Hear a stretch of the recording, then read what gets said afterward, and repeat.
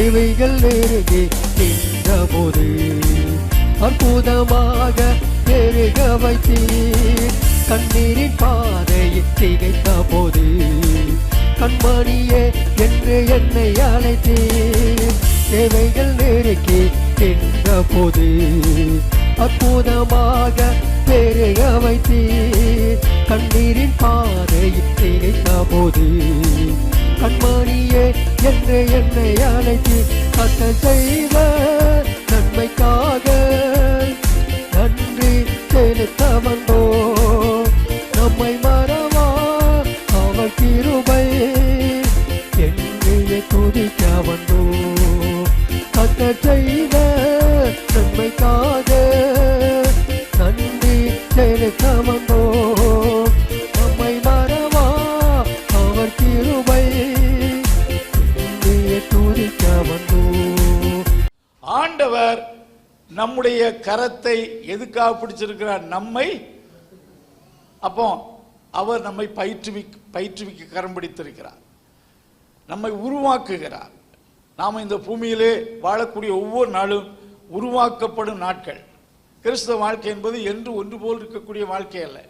நம்மை நாளுக்கு நாள் உருவாக்குகிறார், நம்மை நாளுக்கு நாள் ஆயத்தமாக்குகிறார். அல்லேலூயா. பரலோகத்திலே உலகத்தில் இருந்து எல்லா பாஷைக்காரர் பேசக்கூடிய நிலையிலிருந்து வந்த பரிசுத்தவான்கள் எல்லாரும் இருப்பார்கள். அங்கே நாம் ஒருமித்து வாழ, எல்லா பரிசுத்தவான்களோடு சேர்ந்து வாழ இந்த பூமியிலே நாம் உருவாக்கப்படுகிறோம். அல்லேலூயா. நம்ம உருவாக்க கரம் பிடித்திருக்கிறார். இரண்டாவது ஒரு வசனத்தை வாசிப்போம். ஏசாயா தீர்க்கதரிசன புஸ்தகம் 41ஆம் அதிகாரம் 13ஆம் வசனம் வாசிங்க.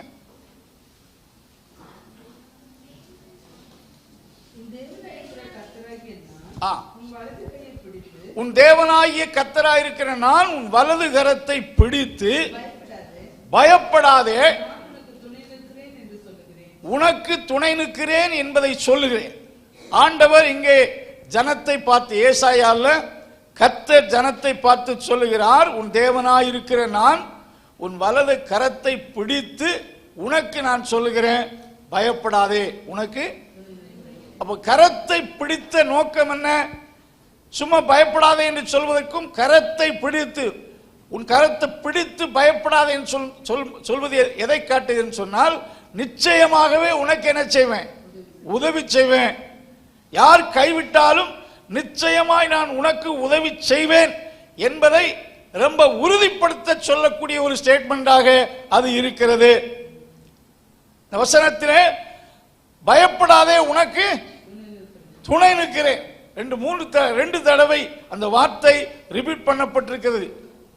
ஆண்டவர் நமக்கு துணை செய்கிறவர். அல்லேலூயா. ஆண்டவர் எந்த சூழ்நிலையிலும் நிச்சயமாக உதவி செய்வார். ஆகையினால நம்ம ஒரு கடினமான சூழ்நிலை கண்டு இறைச்சக்கூடாது, பயப்படக்கூடாது. ஃபியர் நாட் என்பது கர்த்தர் தம்முடைய ஜனத்துக்கு யார் யாரோடு ஆண்டவர் முதல்ல அப்பியராகி தரிசனமாய் சொன்னாலும் அவர் சொல்லக்கூடிய முதல் வார்த்தை என்ன வார்த்தை தான்? பயப்படாதே. தேவன் வந்து பேசின போதெல்லாம் எல்லாரோடும் முதல் சொல்லக்கூடிய வார்த்தை எதுவாக இருக்கும் என்றால் பயப்படாதே. அல்லேலூயா. ஸ்தோத்திரம். பாருங்க, a dog will not fear to a hang up dog when it feel his master is nearing to it.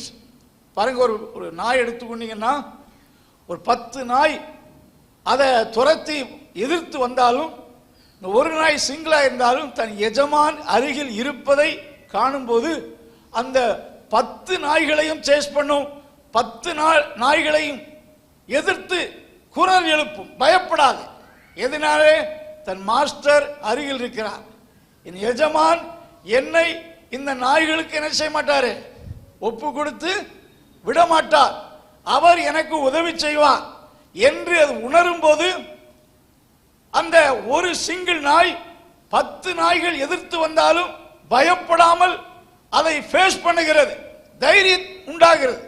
ஆனா இன்றைக்கு ஆண்டவர் நம்ம கூட இருந்து கையை பிடிச்சு பயப்படாத அருகில் இருந்து சொன்னாலும் அந்த நாய்க்கு இருக்க அறிவு கூட நமக்கு சில வேளையில் என்ன செய்வதில்லை, வருவதில்லை.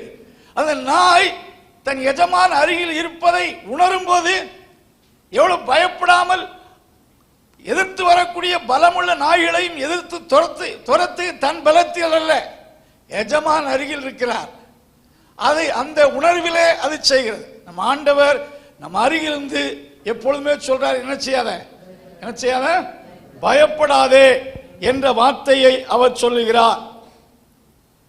பொதுவாக நான் உனக்கு துணை நிற்கிறேன் என்று பலர் சொல்லலாம், மறந்து போகலாம். உங்கள் குடும்பத்தை சேர்ந்தவர்கள் அநேகர் உங்களுக்கு உதவி செய்வார் என்று நினைக்கலாம். நான் அடிக்கடி சொல்வேன், சிலருக்கு உதவி செய்ய ஆசை இருக்கும், ஆனால் அவர்களுக்கு உதவி செய்ய என்ன இருக்காது, திராணி இருக்காது. சிலருக்கு உதவி செய்ய திராணி இருக்கும், என்ன இருக்காது, உதவி செய்ய ஆசை இருக்காது, விருப்பம் இருக்காது. இதான் மனிதனுடைய தன்மை. திராணி இருக்கிறவர்களுக்கு விருப்பம் இருக்காது, விருப்பம் இருக்கிறவர்களுக்கு திராணி இருக்காது. நம்முடைய ஆண்டவருக்கு விருப்பம் உண்டு, உதவி செய்ய திராணியும் உண்டு. எந்த இடத்திலேயும் ஆண்டவர் என்ன செய்வார், உதவி செய்வார். அல்லேலூயா, அல்லேலூயா. ஆகையால் தான் வலது கரத்தை பிடித்து நான் உனக்கு சொல்லுகிறேன், என்ன செய்யாத, பயப்படாதே. ஆண்டவரால் உதவி செய்ய முடியாத சிச்சுவேஷனே இருக்காது. என்னுடைய வாழ்விலே 1999ஆம் ஆண்டு ஒரு பெரிய விபத்து என்றால் என் நாட்கள் அது ஒரு கடினமான விபத்து தான். ஸ்தோத்திரம்.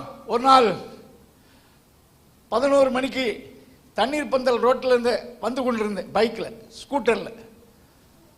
அப்பொழுது அந்த அது விளக்கெல்லாம் இல்லாத இருட்டு பகுதி, ரோட்டில் ஒரு கிராஸாக ஒரு குழி வெட்டி போட்டிருந்தார்கள்.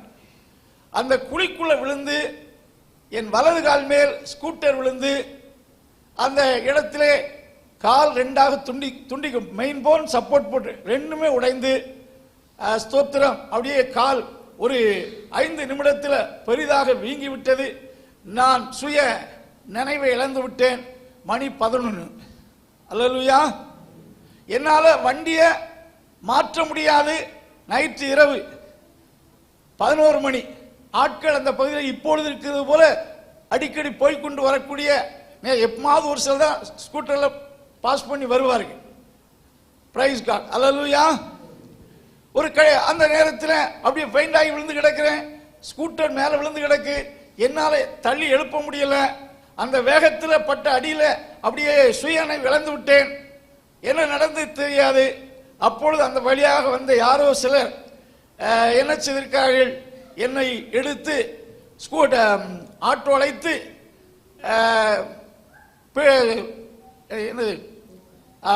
ஓப் காலேஜில் இப்பொழுது கூடிய ராஜா ஹாஸ்பிட்டலில் ஒரு 11:30-12 மணிக்கு போய் சேர்த்தார்கள்.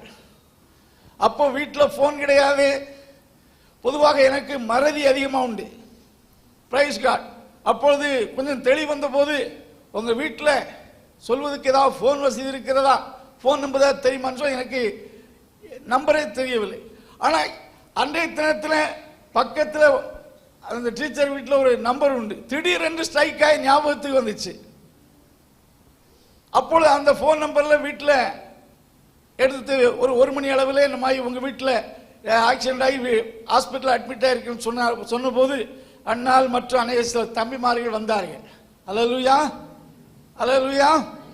இது ஏப்ரல் 27ஆம் தேதி. மே மாதம் 17ஆம் தேதி அபி முதல் குழந்தை பிறக்கிறார். கையில் போதிய பணம் கிடையாது. கடினமான சிச்சுவேஷன். நான் வலது கால் உடைந்து வீட்டில் இருக்கிறேன். பிரைஸ் ஹாஸ்பிட்டலில் ட்ரீட்மெண்ட் எடுக்கிறேன். அந்த நாட்களில் கிட்டத்தட்ட 75,000 ஆனது. பிரைஸ் கையில் பணம் இல்லை. எப்படி வந்துச்சு, எப்படி பணம் கட்டினது இன்றைக்கும் அற்புதமாகவே இருக்கு. அல்லேலூயா, அல்லேலூயா. அந்த காலுக்கு ஆபரேஷன் பண்ண போது ஃபீவர் ஏற்பட்டு சரியா காலுக்கு சரியா எக்ஸசைசஸ் கொடுக்காதனால கால் வீங்கி விட்டது. பிளட் எல்லாம் கிளாட் ஆகிவிட்டது.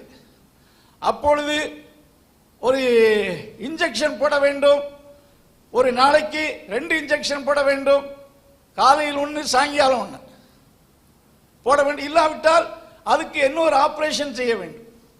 இப்படி 15 நாள் போட வேண்டும் என்று சொன்னார்கள். பணத்துக்கு எங்கே போகுது? ஆனால் ஆண்டவர் அன்றைக்கு காகத்தை கொண்டு போஷித்தது போல காலையில் ஒருவர் வருவார், சாயங்காலம் ஒருவர் வருவார். அது எல்லாம் அற்புதமாய் நடந்தது. எந்த குறைவில்லாமல் கர்த்தர் அதிசயமாய் உதவி செய்தார். அல்லேலூயா, அல்லேலூயா. அப்பொழுது இது போன்ற அதிகமான மக்கள் கிடையாது. தேவன் மறக்கவில்லை. ஒரு ஸ்தோத்திரம், ஆபத்து வந்தாலும் அந்த ஆபத்தில் தப்பித்து சொல்லக்கூடிய ஒரு வழியை என்ன செய்தார்? உருவாக்கினார். கர்த்தர் எந்த சூழ்நிலையில் உதவி செய்வார். Praise God. ஒரு முறை ஸ்கூட்டர்ல வந்து கொண்டிருந்த போது நைட்டு 11:15 மணி இருக்கும். பிரைஸ், அதாவது கணபதி பக்கத்தில், அது என்ன ரோட் சொன்னேன்? Praise God. ஒரு தூரமான இடம். அங்க வரும்போது சேரமான இது பக்கம்ல, இது அங்க கணபதிக்கு அந்த பக்கத்தில், கிட்டத்தட்ட கவுண்டம்பாளையம் பக்கத்தில், கவுண்டம்பாளையத்திலிருந்து கணபதிக்கு வரக்கூடிய ரோட்டில் வந்துட்டு இருக்கும்போது நைட்டு 11:15 ஸ்கூட்டர் ஸ்டார்ட்டாக ஓடிக்கொண்டிருந்தது. திடீர்னு ஸ்டாப் ஆகி விட்டது. நான் கிக் பண்ணி எவ்வளோ முயற்சிக்கிறேன். கிக் பண்ண பெட்ரோல் எல்லாம் கீழே வருகிறது. எனக்கு ஒன்றும் புரியலை. ஃபோன் பண்ண முடியாது. அல்லேலூயா, அல்லேலூயா. மணி 11:15. அப்பொழுது திடீரென்று 2 சகோதரர்கள் என்னை தாண்டி ஸ்கூட்டரில் போய்விட்டார்கள். போனவர்கள் ஒரு ஃபர்லாங் போன திரும்பி வருகிறார்கள். திரும்பி வந்து என்ன பிரச்சனை என்று கேட்கிறார். வண்டி ஸ்டார்ட் ஆகவில்லை. அவர்கள் ஸ்டார்ட் பண்ணி பார்க்கும்போது பெட்ரோல் விழுகு. அவர் 2 பேருமே ஒர்க் ஷாப் வைத்தவர்கள்.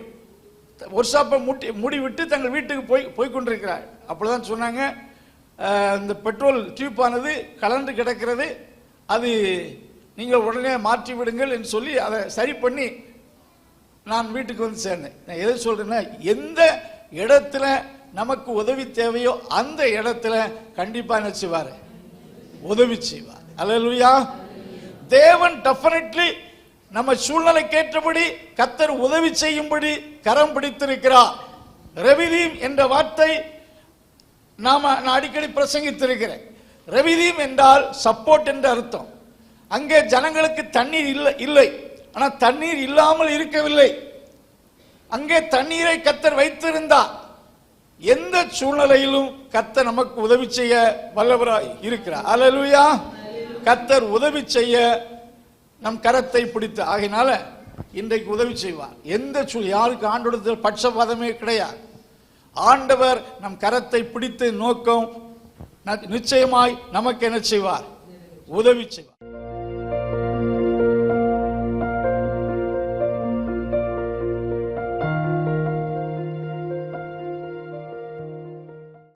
நல்ல பிதாவே, இந்த காலை வேளையிலே நன்றி செலுத்துகிறோம். எங்களோடு போதித்த இந்த வார்த்தைக்காக துதிக்கிறோம்.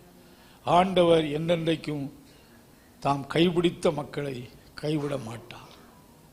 தேவரீர் இஸ்ரவேல் மக்களை எகிப்திலிருந்து புறப்பட்ட நாளில் கைபிடித்தது போல எங்கள் பாவத்தை நிந்தையை புரட்டி போட்டு எங்கள் ரட்சிப்பினால எங்கள் கரங்களை பிடித்த ஆண்டவர் இதுவரைக்கும் எங்களை கைவிடாமல், எத்தனையோ சூழ்நிலைகள் வந்தாலும் கைவிடாமல் காத்து வருகிற தேவன் முற்று முடிய ரட்சிக்க வல்லவராக இருக்கிறார். தேவரீர் ஒவ்வொருவரையும் உருவாக்கும், நடக்க வேண்டிய பாதையில் வழி நடத்தும், ஒவ்வொருவருக்கும் நீ உதவி செய்யும். உம்முடைய கரம் எந்த எல்லைக்கும் நீள முடியும். ஒவ்வொருவரையும் நினைத்தருளி ஒவ்வொருடைய தேவையிலும் அற்புதங்களை செய்து ஆசீர்வதித்து நடத்தும் கிருபை அவரோடு இருப்பதாக இயேசுவின் நாமத்தில் ஜெபங்கள் நல்ல பிதாவே.